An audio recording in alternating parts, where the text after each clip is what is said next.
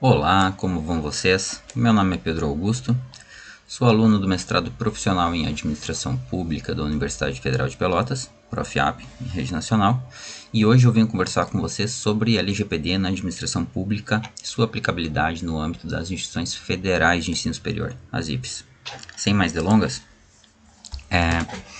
o assunto da proteção de dados ele começa a ser referenciado em nosso país no ano de 2011 com a Lei Geral de Proteção de Dados. Então, assim, sendo muito sintético, é interessante perceber que antes de 2011, os dados eram considerados como segredo. Vigorava em nosso país a cultura do segredo. Então, era muito difícil você chegar à administração pública e solicitar um dado que tivesse sob sua tutela, sob a tutela da administração. Ou, ao menos, você deveria justificar aquela solicitação. Então, seguramente não vigorava a cultura da transparência. Daquele momento, da Lei de Acesso à Informação 2011 para cá, marcos determinantes começaram a mudar essa relação dos dados em nosso ordenamento jurídico. Bom, então pontuei aqui o ano de 2011, o Marco Civil da Internet em 2014 foi um grande marco também para a evolução dessa questão da proteção dos dados no âmbito do nosso país.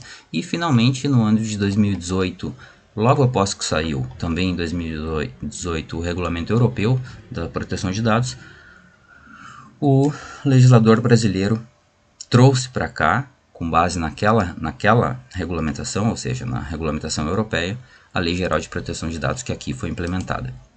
Não obstante isso, foi só no ano de 2022, a despeito da a Lei Geral de Proteção de Dados ter sido promulgada lá em 2018, foi no ano de 2022, com a promulgação da emenda constitucional número 115, que a proteção de dados ganhou contornos constitucionais. Na verdade, a prescritibilidade expressa do direito à proteção de dados pessoais, que ocorreu com a emenda constitucional 115, ela trouxe os direitos fundamentais para dentro do rol de garantias de direitos individuais ou direitos fundamentais. Ou seja, a partir de 2022, a partir da emenda constitucional 115, a proteção de dados pessoais passou a ser um direito fundamental.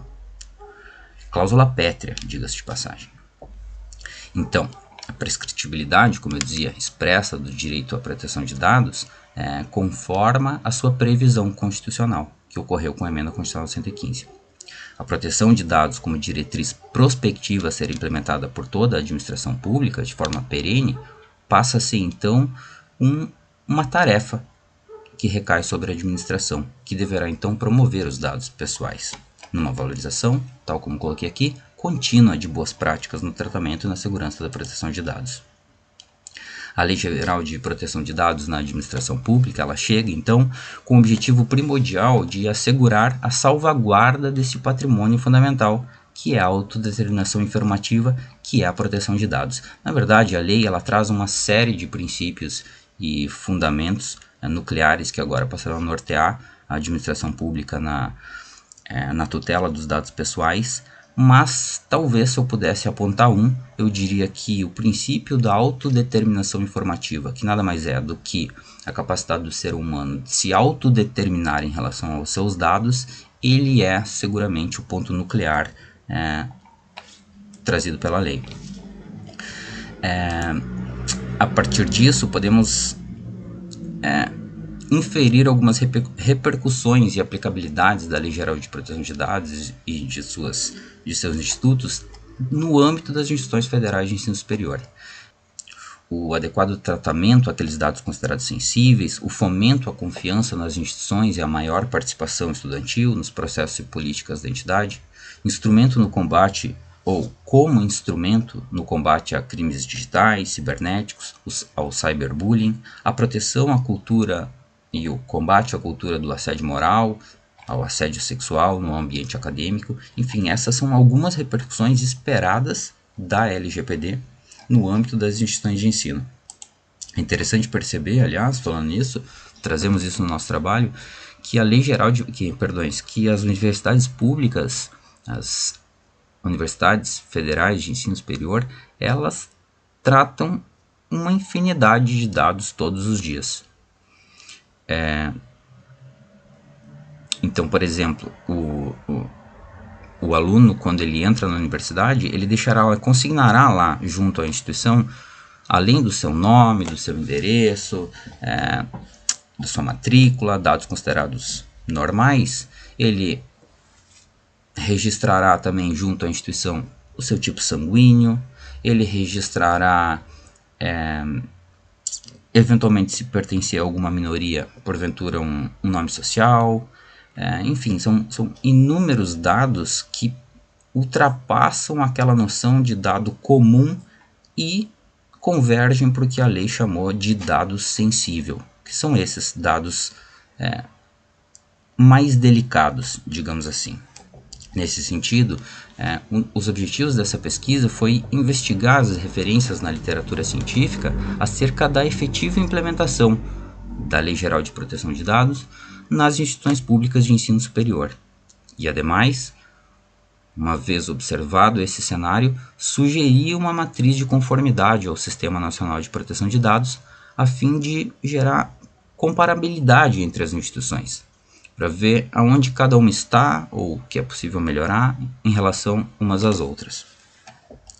Nesse sentido, a metodologia que utilizamos foi a revisão integrativa da literatura, uma abordagem qualitativa, e tivemos como questão norteadora a seguinte: quais são, então, as medidas efetivas de segurança e privacidade de dados que as instituições de ensino superior federais poderiam adotar para proteger os dados pessoais dos membros da comunidade acadêmica?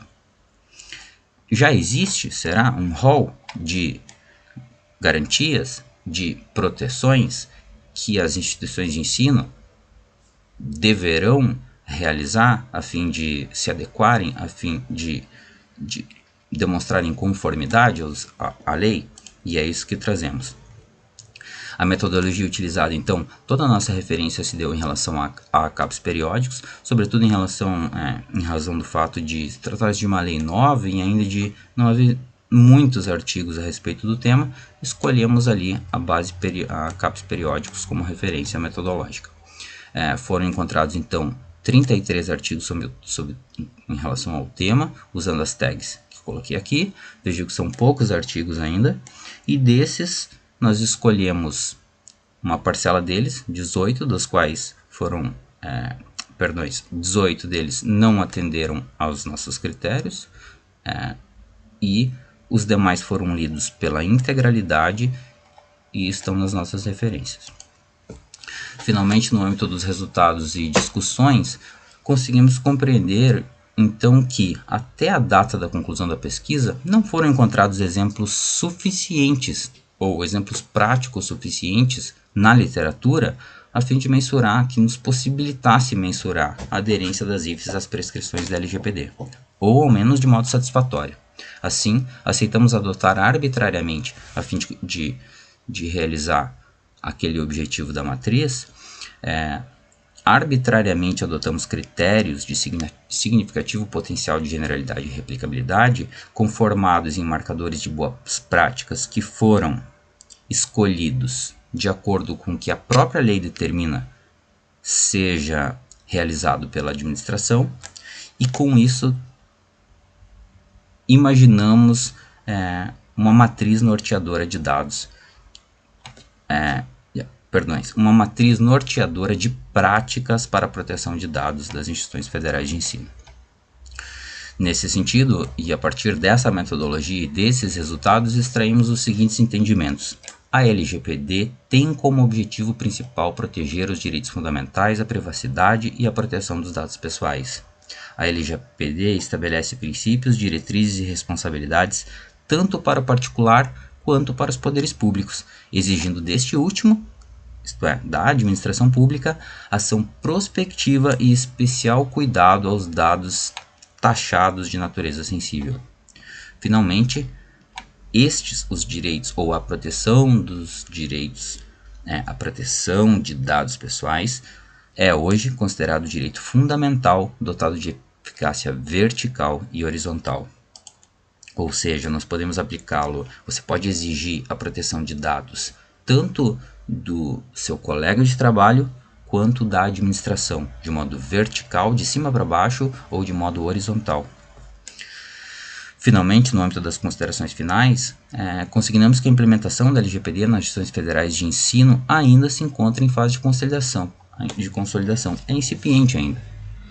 Todavia, e não obstante isso, já há foi possível perceber um movimento considerável no sentido de implementá-la.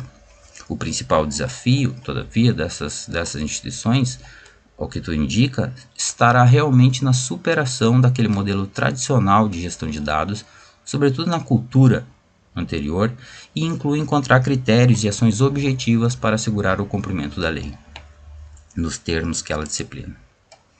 No que diz respeito, então, à matriz de conformidade, podemos concluir que sim, que a princípio a elaboração de índices e formulações de indicadores são artifícios potencialmente capazes de parametrizar e garantir comparabilidade em organizações públicas e privadas, aqui nas instituições de ensino. Isto é, uma matriz de conformidade poderá permitir que a gente compare quais instituições estão mais ou menos avançadas e o que pode ser mudado comparativamente. Assim, ao exigir a conformidade, ou seja, essa adequação das entidades educacionais às diretrizes da LGPD, força-se as IFES ao estabelecimento de políticas concretas de proteção de dados. São essas as referências bibliográficas que trazemos e são essas as nossas breves considerações sobre o tema. Agradeço muito a oportunidade de estar aqui, muito obrigado a todos e, como bem diz Cora Carolina, feliz é aquele que transfere o que sabe e aprende aquilo que ensina. Um abraço a todos, boa noite.